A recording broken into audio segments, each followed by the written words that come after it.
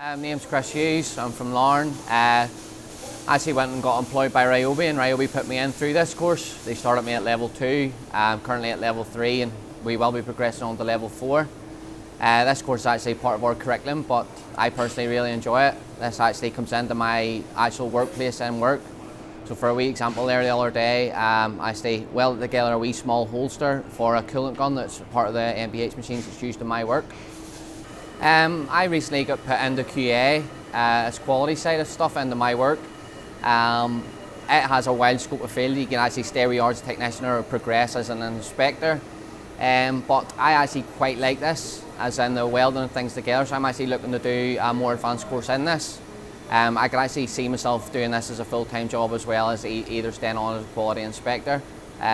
This actually gives me a wee bit of scope of what actually to look at in work, because I can actually look and see and decide, is it a good or is it bad, is it possibly something that needs to look at, because I'm in quality, this sort of information is quite important.